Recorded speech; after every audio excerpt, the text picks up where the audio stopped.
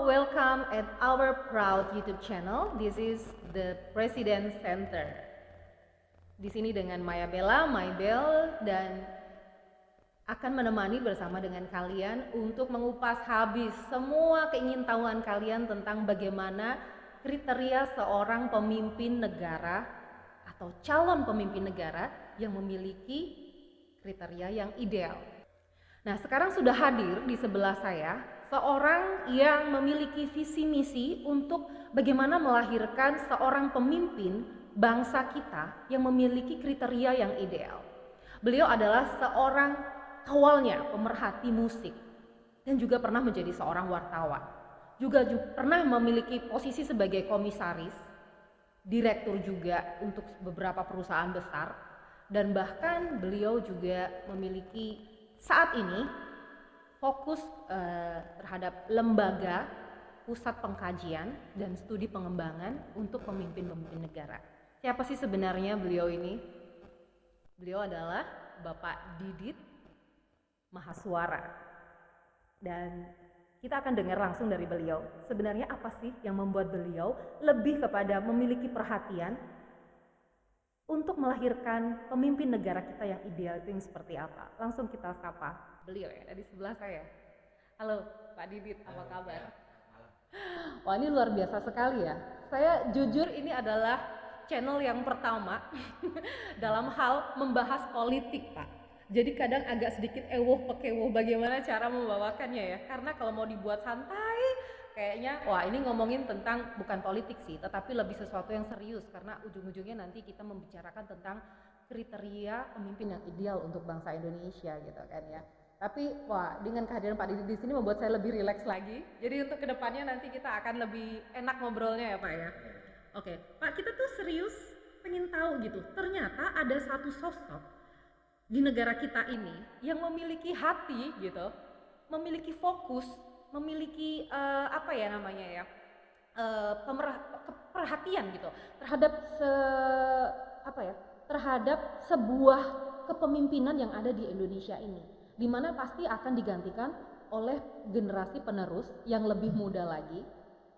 Dan di saat ini kita juga menyongsong di pemilihan elektabilitas di 2024, Pak. Kenapa Bapak memiliki perhatian ke sana?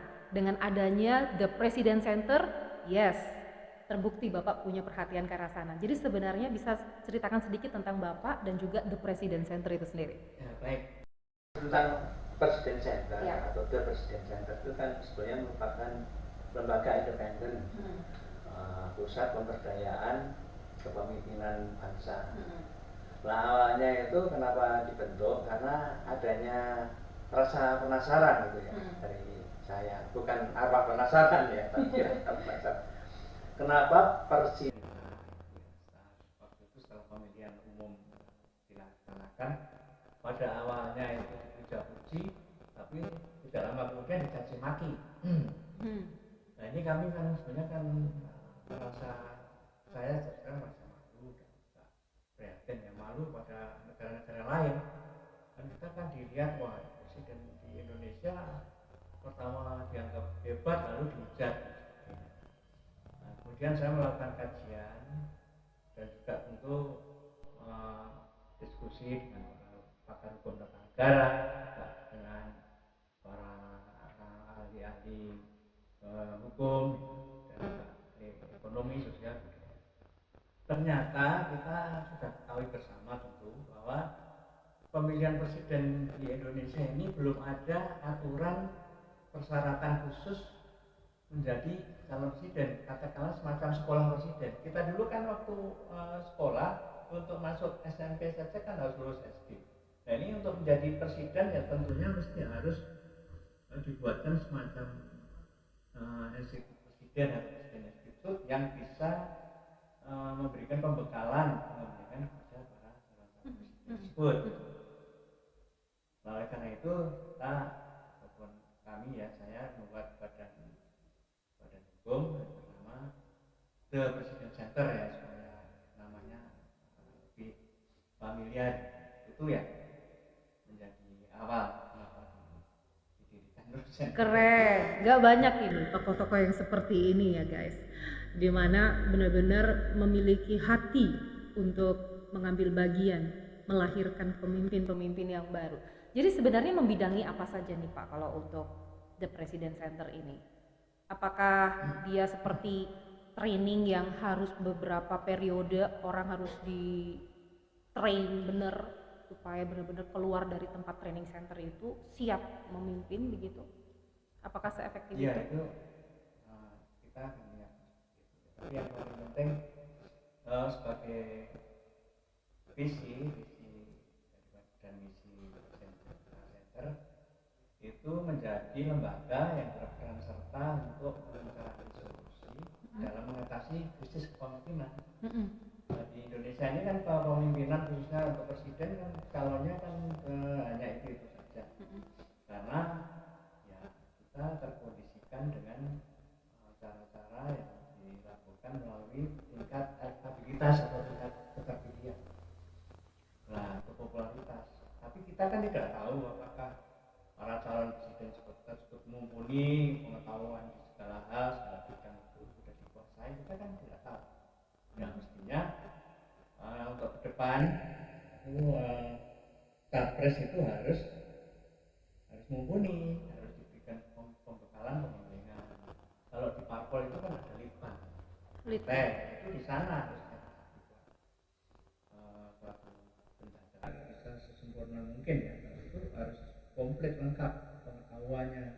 Jadi pada saat terpilih ya, itu tidak lagi dicaci maki karena mungkin ingkar janji atau karena kebijakan yang keliru membuat keputusan presiden kemudian dicabut kembali. Nah ini kan masyarakat jadi bingung ya. Tapi kita tidak bisa menyalahkan para presiden terdahulu sekarang karena memang aturannya belum ada. Jadi itu yang menjadi visi dan misinya ya. Oke. Kalau kita ketahui bersama bahwa di Lembaga Independen Pusat Kajian Kepemimpinan Bangsa dan Konsultan Komunikasi ini, The President Center ini, kan ada beberapa yang mencakup pengembangannya, yaitu salah satunya personal branding ya Pak ya. Bagaimana cara meningkatkan citra diri, kemudian ada network building, membangun jaringan, bagaimana caranya membangun komunikasi dan mendapatkan jaringan, kan seperti itu ya. Terus ya bagaimana juga mengatur agenda gitu, dan agenda setting juga ya, termasuk bagaimana membingkai figur atau menciptakan image mungkin begitu ya, dan lain sebagainya. Jadi melalui bidang-bidang yang seperti ini akan ditingkatkan tentunya, pastinya tidak melulu hanya orang yang nantinya memang mau diajukan sebagai presiden, tetapi mungkin pemimpin-pemimpin bangsa yang lainnya ya, seperti Bapak tadi bilang mungkin kepala desa, mulai dari situ bisa ya. Jadi artinya The President Center ini memang terbuka untuk yang sudah menjadi pemimpin atau yang belum menjadi pemimpin gitu. Baik calon pemimpin maupun calon presiden ya Pak ya. Nah, program-program apa sih Pak kalau boleh tahu di President Center ini? Yang itu kita lakukan ada yang program mendukung pemerintah ya.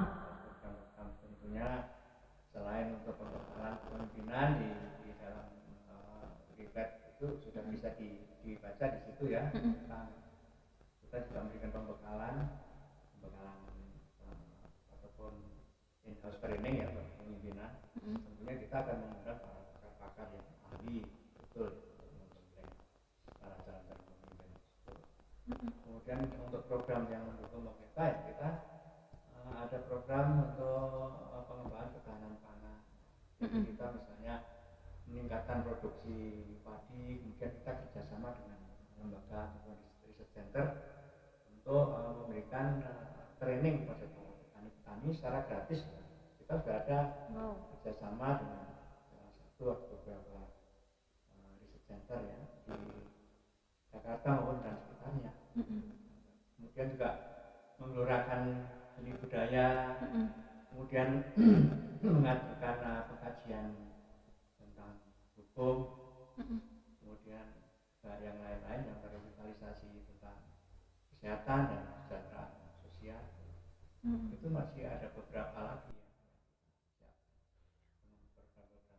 Oke, ini kalau saya boleh ulas lagi nih ya tentang bagaimana apa materi-materi yang tercakup di dalam pengembangan kepribadian untuk seorang calon pemimpin atau calon presiden ini. Salah satunya adalah kompetensi dasar pribadi dan kemandirian, kompetensi kepemimpinan pemerintahan organisasi, reformasi birokrasi dan agraria yang tadi Bapak bilang ya, untuk ketahanan pangan, kompetensi berideologi politik dan bernegara, kompetensi agama, spiritual, sosial, kesehatan, dan kependudukan, kompetensi ekonomi, keuangan, anggaran, kewirausahaan, koperasi, dan perpajakan, kompetensi bela negara, pertahanan dan keamanan, hukum, perundangan dan hak asasi manusia, kompetensi sumber daya manusia, sumber daya alam, riset dan teknologi, perhubungan dan lingkungan hidup, kompetensi pendidikan, kebudayaan, pariwisata dan olahraga, kompetensi industri, perdagangan dan investasi, pembangunan dan kesejahteraan rakyat, plus kompetensi-kompetensi lainnya termasuk kompetensi hubungan internasional dan NGO. Pak, ini lengkap banget. Ini kira-kira untuk memberikan satu master gitu di dalam apa ya, berpotensi untuk mengerti ini semuanya, berapa lama Pak ini seorang pemimpin atau calon pemimpin harus di training? Sebenarnya itu seorang calon presiden itu kalau kelas 1 tahun itu bisa harus di karantina. Paling enggak ya 2 sampai 3 tahun itu harus digembleng di situ. Oh, 2-3 tahun.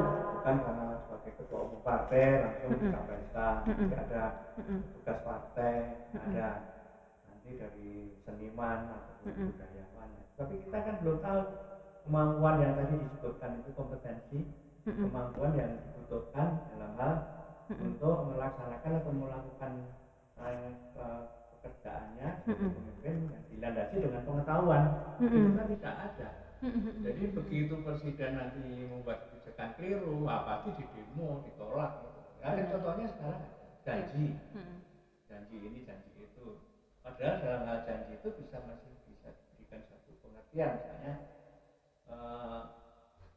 saya akan jadi presiden kalau jadi akan menjadi pusat. Nah, kemudian ternyata tidak terpilih. Kan harus ada jawaban, kenapa tidak dibeli? Oh, karena kalau dibeli masih merugi. Kemudian sekarang kan sudah untung. Nah, tapi karena kena COVID, dananya untuk membeli vaksin.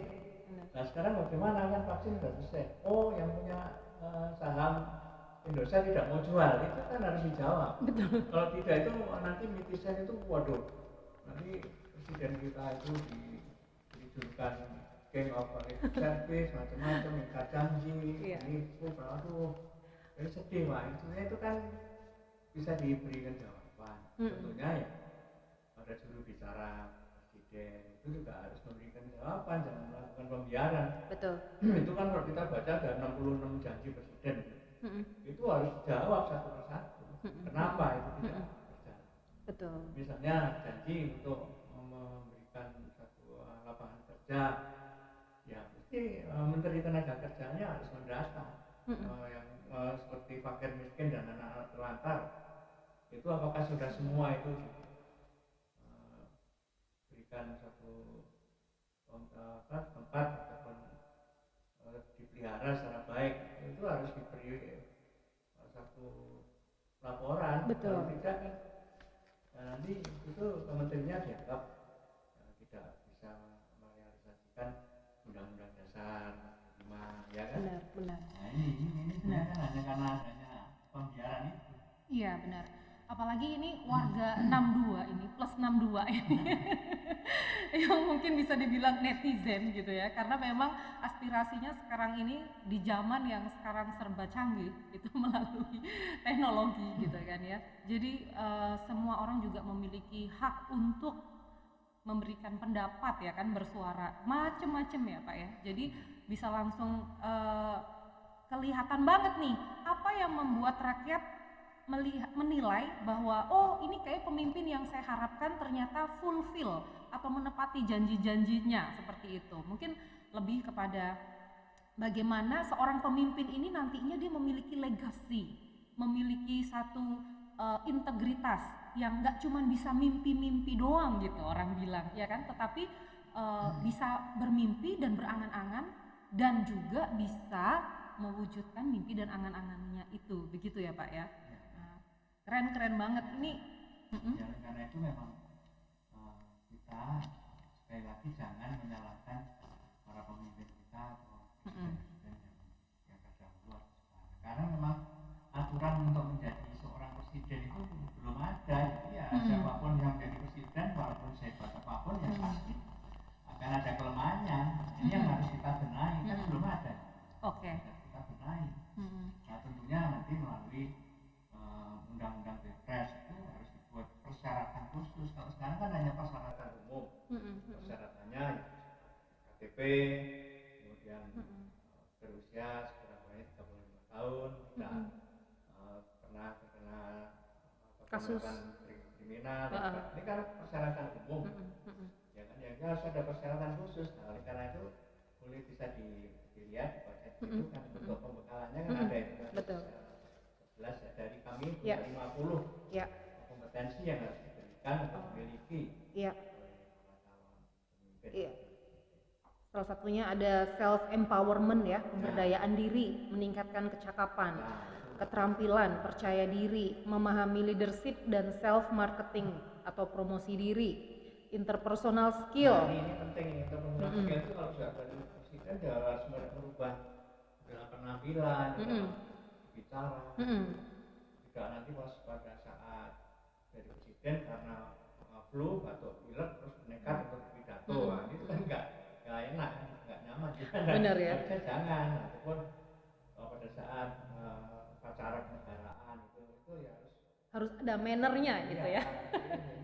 Jadi nggak sembarangan gitu, gerak-geriknya pun dinilai gitu kan. Pakaiannya juga. Betul. Jangan sampai kalau berpakaian kemudian penanya gitu kan. Jadi ya kita kan memang harus menyesuaikan. Sampai di detail itu gitu. The President Center memikirkan bagaimana sosok seorang pemimpin itu harus memberikan performa yang bagus gitu ya Pak ya. Personal skill misalnya kalau biasanya celongak-celongok gitu ya harusnya kalau Celongak-celongok. Iya. Nengoknya Gitu ya. pelan-pelan atau gimana gitu, jangan seperti kalau kebiasaan sehari-hari kan nggak enak ya. harus ada elegannya gitu ya Pak ya. Bagaimana? Termasuk gesture apa dan lain sebagainya ya. Pemimpinnya putri ya harus berkebaya. Iya. Seperti pernah ada pemimpin dari luar gitu ya, Evita Peron itu, waduh sebelumnya kan dia biasa-biasa jadi pemimpin, waduh menjadi penataan dirinya harus disesuaikan. Iya. Ada komunikasi massa, bagaimana cara berkomunikasi ya, metode survei penggalangan dan tidak punya partai, tidak ada komunikasi massa ya nanti pasti sering di demo kalau ada kekeliruan kemudian dibully dan sebagainya. Tapi kalau ada komunikasi massa ya dia pasti punya cara untuk meredam itu. Iya.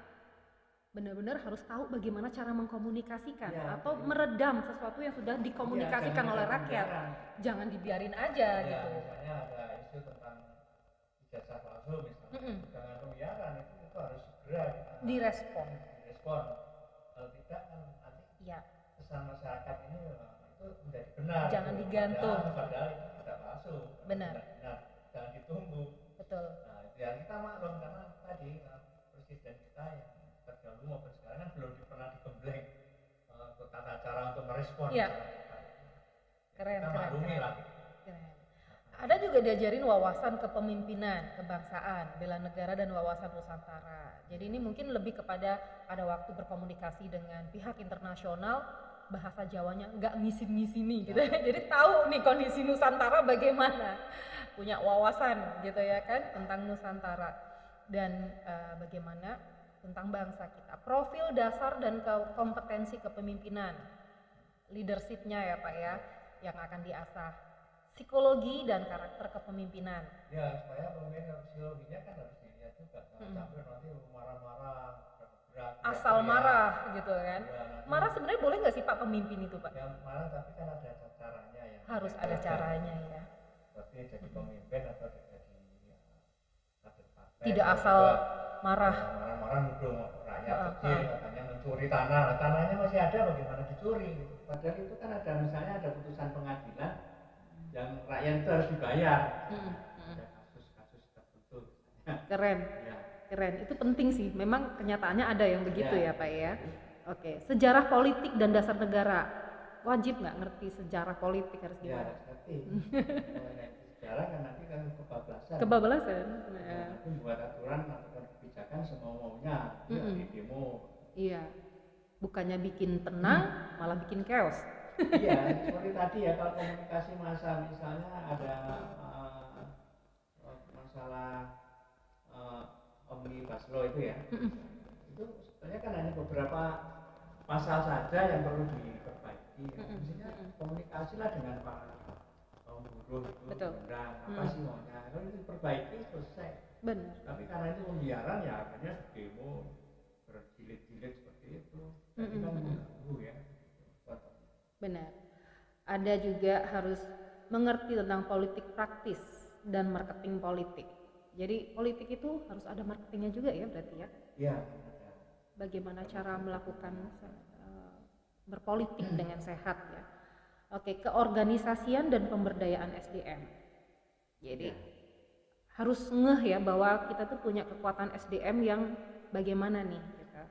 Dan harus ditingkatkan dari sisi apanya, begitu ya Pak? Dan juga untuk cara kalau pengetahuan itu kan juga berkaitan dengan menjadi presiden untuk memilih menteri. Harusnya para menterinya itu ya benar-benar yang dari ahli, kalangan ahli. Karena kalau dipilih berdasarkan balas jasa karena koalisi partai, itu pun harus diminta yang benar loh, yang ahli loh. Kalau enggak kan like and dislike juga biasanya. Kan? Iya. Belum tentu dia punya kompetensi. Ya itu jangan pilih, harus dikembalikan. Wah ini saya setuju. Tapi kalau kemudian sudah diterima aja, saya kan kacau, pemerintahan kacau. Nanti harusnya tidak impor. Oke, betul. Dan yang terakhir materi kurikulumnya mengenai pengembangan sosial masyarakat dan hukum tata negara. Ya. Penting ya Pak ya? Iya, kalau nggak tahu hukum tata negara nanti membuat satu keputusan atau semacam pres yang berkaitan dengan tata negaraan keliru dan sebagainya. Itu ya harus dikuasai. Sebenarnya ada 50. Ada 50 ya seharusnya ya. Kurikulum dan Oke.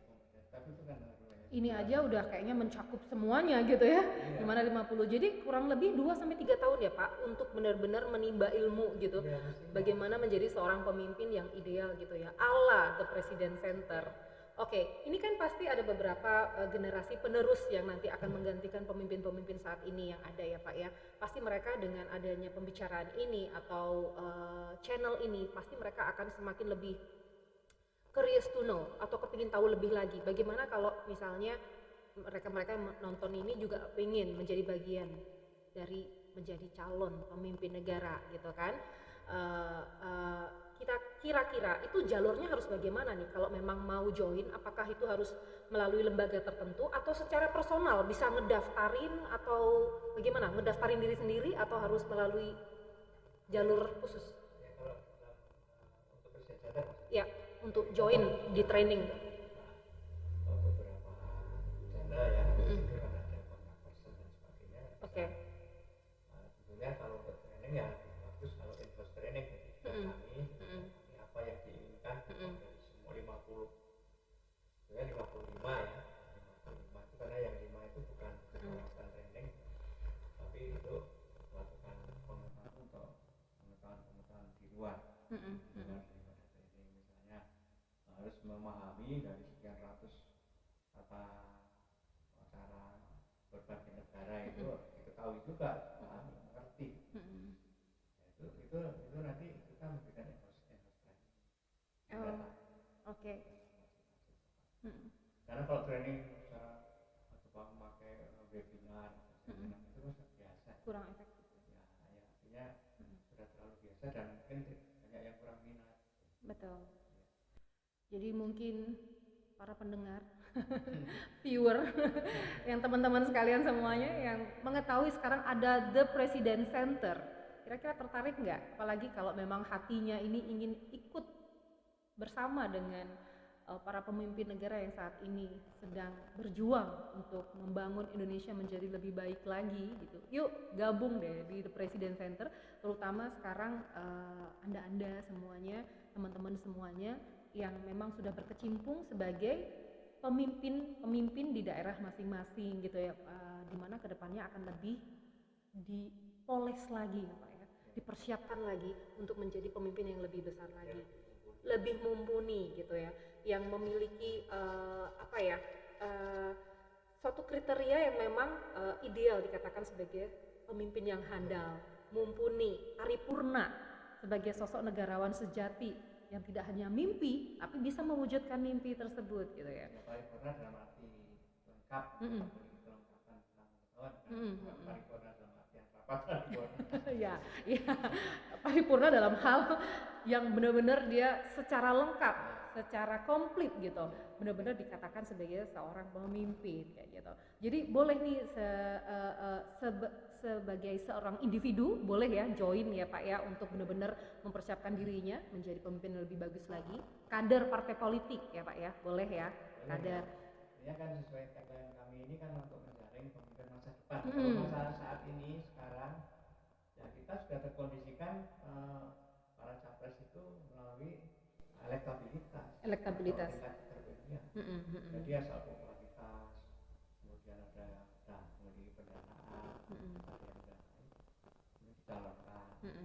Tapi kita kan tidak tahu kapabilitas, kemahirannya, kemampuannya apa. Nah, oleh karena itu kami punya satu usulan ya, bahwa ada jalur, ada pilihan untuk menjadi calon presiden. Itu bisa melalui jalur pemerintahan, kalau menjabat kepala daerah tingkat 2, tingkat 1 ya, tingkat naik ke tingkat 1, menjadi gubernur, menteri. Tapi kalau jalur yang lain yang tidak melalui jalur pemerintahan ya harus melalui tadi pembekalan ini ya, melalui The President Center. Kita ini kan masih terbelenggu atau terpasung oleh Undang-Undang Dasar 45 pasal 6 ayat 2 bahwa calon-calon presiden itu yang bisa mengusulkan partai politik atau gabungan partai politik. Kita misalnya Maybel mau jadi presiden harus ke parpol, kalau mencalonkan sendiri ini masih belum bisa karena undang itu memang harus di adendum. Ini yang susah sekali karena kan untuk mengadendum atau mengamandemen itu kan itu perjuangannya harus melalui majelis permusyawaratan. Sementara di situ ada 575 anggotanya dari partai politik dan dewan perwakilan daerah. Nah, itu susah sekali. Ya, makanya akhirnya masing-masing menggelarkan diri menjadi presiden IRC, presiden lain-lain gitu ya. Oke. Presiden RI Republik Indonesia terhambat di situ. Oke, berarti ini The President Center ini sangat berjasa sekali ini untuk memberikan satu jalur yang baru atau kemungkinan-kemungkinan baru bagi para pemimpin baru yang memang punya hati untuk membangun Indonesia ya Pak ya. Nih, jadi kalau boleh saya lanjutin nih, jadi selain individu, kader partai politik, wira swasta pun juga boleh ya kan join dalam hal lebih mengerti lagi bagaimana menjadi pemimpin yang lebih ideal gitu kan. Birokrat, mahasiswa, anggota legislatif, otomatis ya Pak ya, pemimpin legislatif, artis, artis tuh boleh tuh kalau memang ini ya. Karena gini, kadang tuh kalau saya bilang kenapa pemimpin-pemimpin sekarang itu juga banyak diwarnai dari mantan artis-artis, bahkan masih menjadi artis gitu ya. Yaitu tadi Bapak tadi bilang melalui elektabilitas, yang mana elektabilitas itu berdasarkan dari survei, tapi popularitasnya artis loh padahal gitu, belum tentu. Iya, tapi bukan berarti artis yang sekarang maju bukan tidak berkompetensi, bukan. Tapi maksudnya untuk kedepannya itu akan dipersiapkan lagi, meskipun artis punya elektabilitas tinggi, tapi juga punya hal yang mumpuni atau kapabilitas yang tinggi juga, gitu ya kan?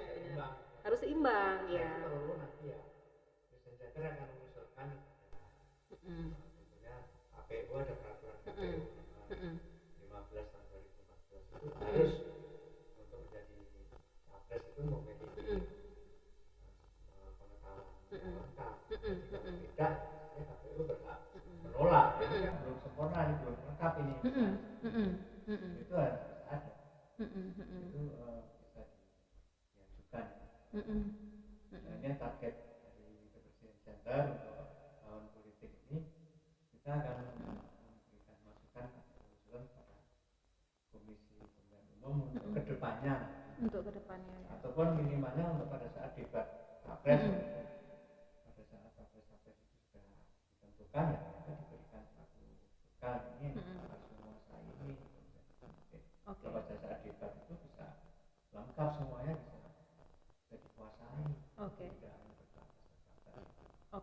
Kalau sebelum join The President Center, kira-kira bagi para calon pemimpin atau capres ini punya buku pedoman nggak ya dari The President Center ini yang mungkin sebelum masuk ke dalam periodic training mereka bisa sekedar membaca atau mungkin buku saku atau apapun itu namanya gitu, ada nggak Pak? Ada. Jadi gini, setelah kita masih apal President Center ini ya, kita bukan partai politik ya, kita pun hanya rakyat kecil, rakyat biasa. Pasti untuk melakukan semacam pembekalan training itu siapa sih Anda? Kita supaya itu tidak mubazir ya, kita kegiatan kita juga tetap berjalan. Kami ini secara minimal sudah membuat buku etika pemimpin. Nah, itu dulu judulnya etika presiden, tapi kemudian disarankan kalau presiden kan hanya presiden aja kan, hanya tertentu. Kalau calon pemimpin kan bisa semua. Tapi kami membatasi pemimpin pemerintahan, bukan pemimpin presiden atau direktur, presiden komisaris perusahaan, itu kan lain lagi. Lebih kepada kepemerintahan. Ya. Nah itu kita sudah membuat pedoman tuntunan atau panduan itu lengkap. Jadi bagaimana dulu pemimpin dari zaman Hindu ya, itu kan memakai pedoman Hastapdata, 8 perilaku yang kami elaborasi. Saya lengkapi menjadi Dasabdata 10 perilaku yang dimiliki oleh para pemimpin. Kemudian kita kembangkan itu semua pedoman dari Hindu, Buddha, pemimpinan secara Islam, secara fungsi pemimpin secara Kristen Katolik, secara Melayu, adat Melayu, semuanya kita ungkapkan di dalam buku. Ada dalam buku itu ya? Ada. Penulisnya adalah Bapak Didit Mahaswara atau Bapak Edi? Iya, saya sendiri. Bapak Edi Herwani. Editor yang sudah senior itu Mas Arief Gunawan editornya. Senior ya. Oke. Jadi catat guys, ada buku etika kepemimpinan tapi khusus untuk kepemimpinan negara ya, kenegarawanan atau gimana sih? Kenegaraan gitu ya, yang ditulis langsung dengan Bapak yang sangat mumpuni dalam bagaimana mewujudkan seorang pemimpin yang ideal untuk bangsa ini, yaitu Bapak Edi Herwani atau biasa dikenal dengan Bapak Didit Mahaswara. Dan itu bisa diperoleh di mana Pak bukunya? Ini kami kan sedang persiapan untuk cetak. Oke, sedang persiapan cetak. Nanti akan ada di toko-toko buku. Secaranya, tapi yang paling penting itu kami akan berikan ke KPU. Oke, melalui KPU. Oke, keren. Panduan itu sampai selamanya. Wah, kita bersyukur loh ada tokoh yang perhatian banget ya. Oh, pernah ya. Pak Jokowi, apakah sudah disampaikan atau belum? Tapi untuk di kediaman Pak Jokowi waktu itu pernah kami sampaikan juga. Oh, disampaikan, tapi bukunya baru akan di. Sudah yang dulu pernah ada. Etika Presiden. Oh. Sekarang kita lebih lengkap lagi menjadi Etika kepemimpinan. Kita berikan. Artinya lebih general ya. Kalau dulu fokus tentang presiden, kalau sekarang semua pemimpin. Oh, keren. Target minimal ya. Soalnya kalau tidak ada target itu, ya kita terlalu kegiatannya terlalu melebar ya. Tidak fokus. Ada fokus. Iya. Cukup dengan intinya kan sebenarnya dalam buku itu. Kalau tidak ingin diberikan pembekalan bisa baca buku itu aja. Kita memberikan pembekalan anggota-anggota DPRD Jawa Tengah pernah 2013 kita pernah memberikan pembekalan, dan beberapa pengusaha, beberapa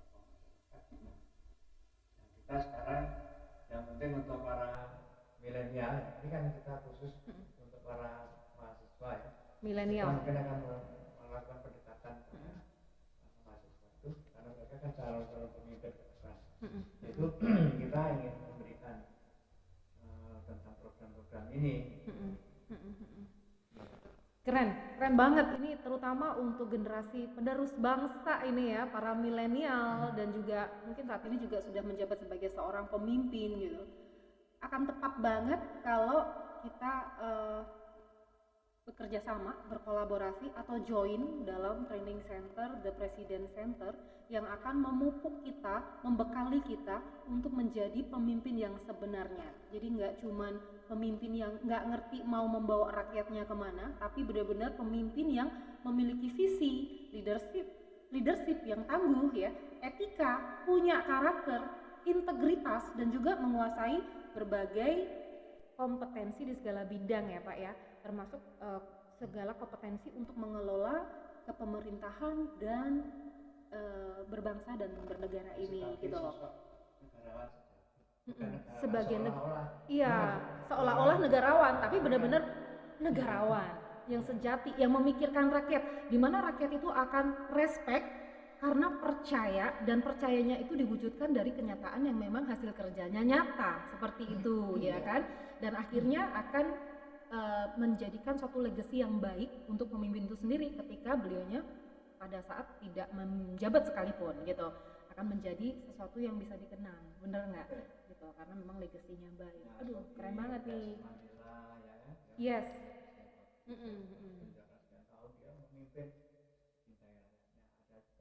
Mahatma Gandhi dan lain-lain itu. Jadi kan ya, kita aja di Indonesia tahu gitu ya, dan tidak memalukan gitu. Tidak pernah dihujat, tidak pernah dibully. Nah, tapi kemudian kalau masyarakat di negara lain, Indonesia presidennya dicaci maki. Benar-benar itu good idea gitu. Ketika pemimpin dari negara lain gitu sampai kedengaran di negara kita, kenapa negara kita tidak memiliki pemimpin yang didengar negara lain? Mungkin terakhir-terakhir ini baru nih kelihatan nih ada pemimpin yang dari negara kita yang juga terdengar sampai ke negara lain. Tapi ada juga yang masih mencaci maki pada akhirnya gitu kan. Nah, apapun itu hendaknya itu menjadi suatu cermin atau menjadi gambaran bahwa itulah pentingnya ada The President Center gitu loh. Benar-benar kita akan mempersiapkan, jangan yang cuma di awal-awal akhirnya oh ya idealnya begini, ujung-ujungnya akhirnya dicaci maki. That's why President Center ini sangat berperan ya. Semoga benar-benar apa yang diharapkan Pak itu terjadi gitu, dan dimulai tahun ini ya Pak ya, menjelang tahun 2024. Karena kami kan sudah sejak tahun 2006 tapi dulu kan belum ada semacam digital ya. Dulu hanya kita brandingnya melalui media, tapi paling tidak kita memang independen. Tapi kaitannya kan selalu ini independen, tapi kenapa ada bau-bau politik? Sebenarnya bukan begitu. Kalau politik itu kan, kalau arti yang paling sederhana itu sebenarnya upaya menawarkan negara untuk menjadi meraih kekuasaan di dalam arti untuk nanti mensejahterakan rakyat dan kemajuan bangsa. Nah, sedangkan kalau President Center ini bersifat independen, itu untuk memberikan masukan, gagasan, terobosan ataupun solusi. Nah ini yang penting kita memberikan solusi. Solusi kebijakan-kebijakan pemimpin, baik dari kepala desa sampai kepala negara yang keliru. Nah, kita memberikan solusi. Nah itu solusi kan kami juga punya kebijakan. Tentu President Center pasti akan melakukan satu wawancara dan sebagainya, dan hasilnya itu kita berikan kepada para pemimpin itu ya. Keren banget. Ini baru namanya channel ini ya, ada isinya, ada visi misinya gitu kan, untuk sesuatu yang hal yang besar untuk negara kita tercinta ini. Wah ini benar-benar Pak, ini tokoh yang seperti Bapak ini dinanti-nantikan ini di Indonesia ini kalau menurut saya pribadi ya. Jadi oke, kayaknya kita sampai di penghujung acara kita, maksudnya apa ada nggak Bapak kira-kira sekarang ini disampaikan kepada calon pemimpin, bahkan mungkin pemimpin yang akan meningkatkan lagi potensi mereka gitu di luar sana yang ada hubungannya dengan hey 2024 ini elektabilitas akan ada lagi nih untuk calon presiden dan untuk calon-calon pemimpin yang lainnya, apa yang harus dilakukan sih sebenarnya? Ya, tentunya karena sekarang kan paling dari 10 besar itu kan yang paling tinggi kan 3 besar itu ya. Ya, artinya beliau-beliau itu ya harus meningkatkan kapabilitas kemahiran yang belum dimiliki. Khususnya Indonesia ke depan ini kan memerlukan presiden yang menguasai bidang ekonomi. Nah tentunya ya bidang itu ya dikuasai. Jangan sampai nanti tantang dulu gitu ya, dan sampai makin numpuk. Wah nanti beribu-ribu triliun itu bagaimana mengatasi itu tugas presiden berikutnya. Dan paling baik ya presiden itu nanti sebelum debat itu mempunyai program untuk mengatasan kemiskinan seperti di China itu kan, di Tiongkok itu untuk mengatasi kemiskinan dan pengangguran itu didata betul yang miskin tidak kerja itu diberikan, yang miskin bisa tempat nafkah, kemudian yang menganggur ya diberikan didata dari RT ya, kemudian diberikan pekerjaan. Sampai saat ini kan masih banyak belum ada artinya program-program itu ya harus siapkan. Jadi begitu presiden yang akan datang, kemiskinan, pengangguran itu sudah tidak ada lagi. Hutang-hutang juga sudah mulai berkurang, at least berkurang. Kemudian untuk kemajuan Indonesia ya apa, program-program ini kan harus jelas. Sampai saat ini kan kenyataannya kan ya kemarin ada programnya tapi kan belum terrealisasikan secara keseluruhan. Keren. Thank you atas waktunya Pak Didit. Nanti kedepannya kita akan mengundang juga beberapa tokoh dari negara ini yang akan memberikan komentarnya, akan memberikan pandangannya mengenai bagaimana menjadi seorang pemimpin ya Pak ya di channel ini ya. Kita akan mengundang beliau-beliau kedepannya.